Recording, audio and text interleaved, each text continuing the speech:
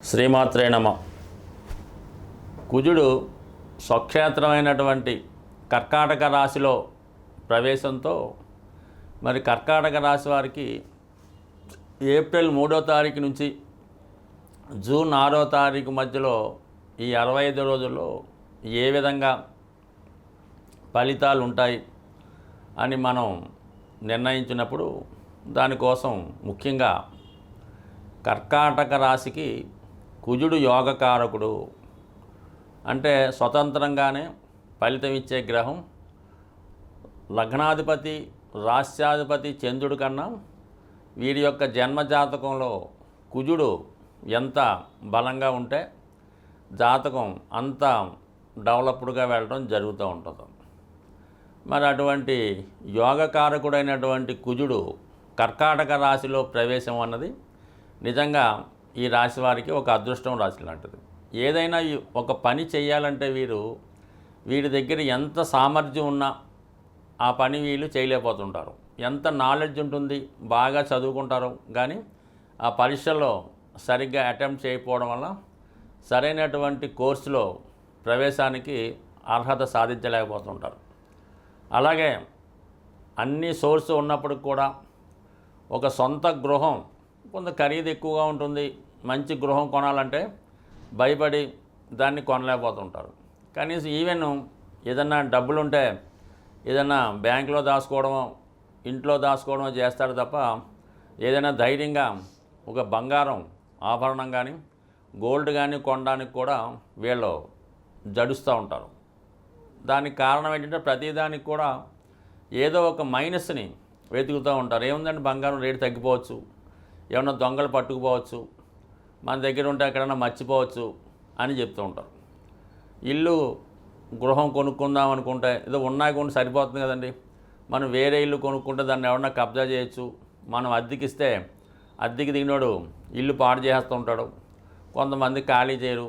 ఈ విధమైన సాకులు చెప్తూ వాళ్ళు ఈ భూమి మీద పెట్టుబడి పెట్టడానికి కానీ ఏదైనా గోల్డ్ కొనడానికి కానీ పెద్దగా ఇష్టపడరు.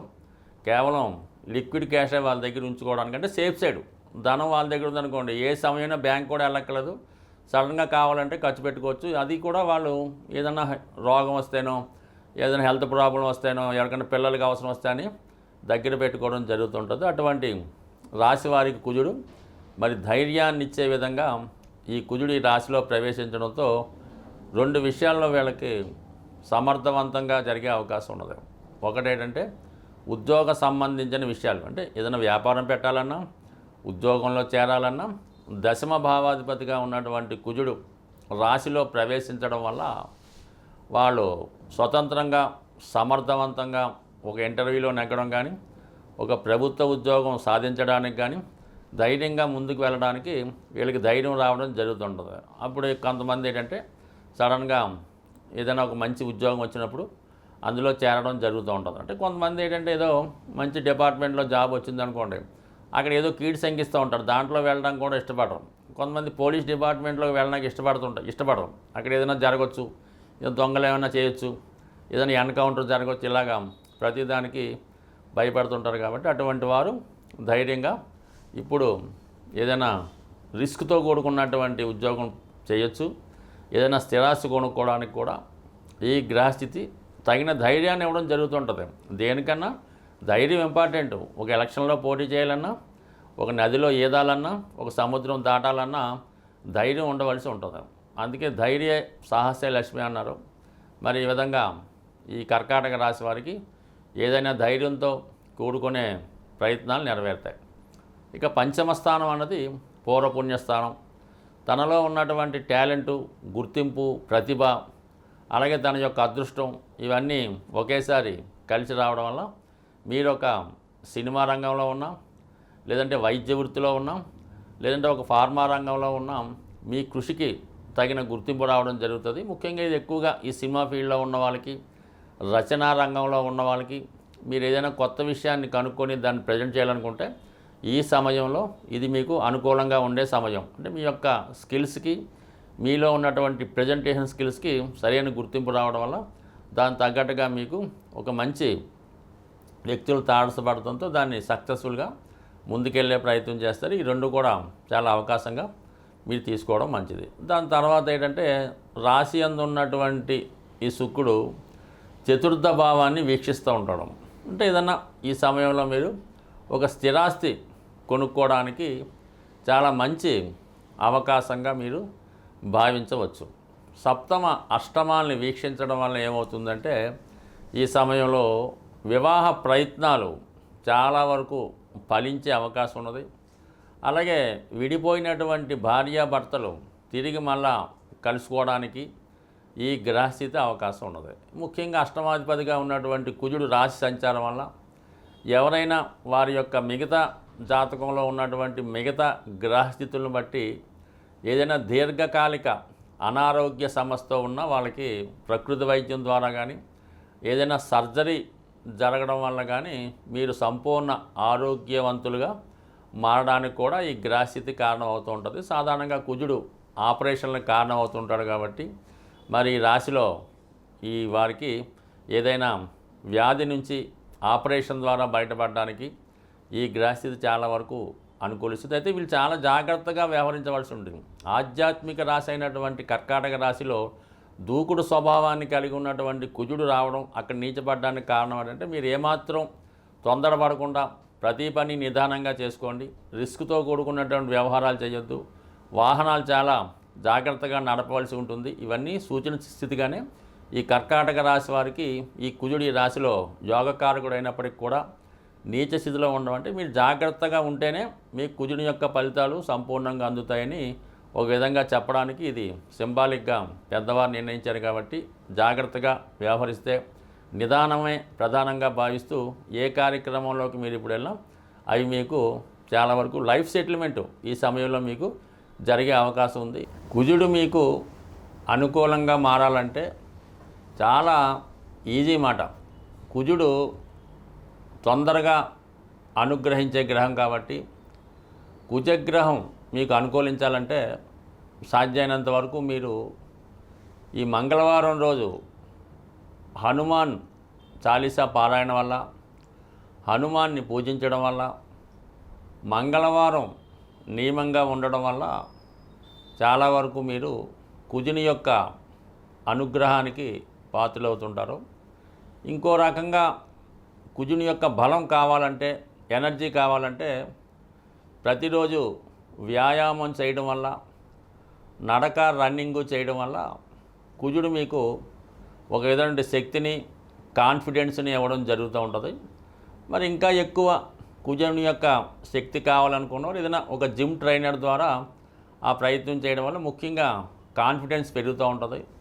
ముఖ్యంగా ఎవరైతే నిరుద్యోగులుగా ఉంటారో వాళ్ళు ఏంటంటే ఈ వ్యాయామం ఫిజికల్ ఫిట్నెస్ ద్వారా చేసుకుంటే అటు ఇంటర్వ్యూలో నెగ్గడానికి కానీ కాంపిటేటివ్గా ఏ పనైనా చేయడానికి కారణం అవుతూ ఉంటుంది. కాబట్టి యువకులు ఉత్సాహవంతులు ఆ విధంగా చేయొచ్చు.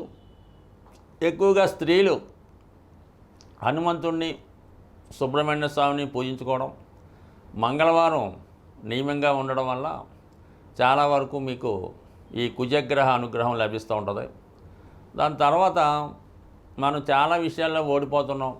ఏదైనా ఒక భూమి కొనాలంటే అవ్వడం లేదు, అప్పులు తీరడం లేదు అనుకున్న వాళ్ళు కుజుని యొక్క అనుగ్రహం బలంగా ఉన్నవారితో మీరు స్నేహం చేయవలసి ఉంటుంది.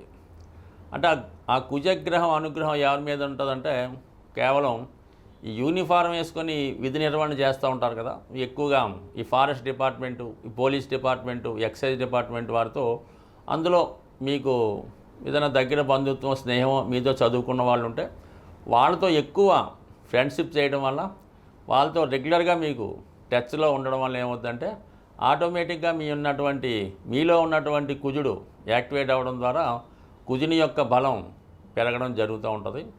ఇక అన్ని రకాలుగా సమస్యలు అంటే వివాహ సమస్యతో ఉన్నవారు ఆంజనేయ స్వామిని తమలపాకులతో పూజ చేయవలసి ఉంటుంది. రుణ బాధలు ఉన్నవాళ్ళు ఆంజనేయ స్వామిని సింధూరంతో పూజ చేయవలసి ఉంటుంది.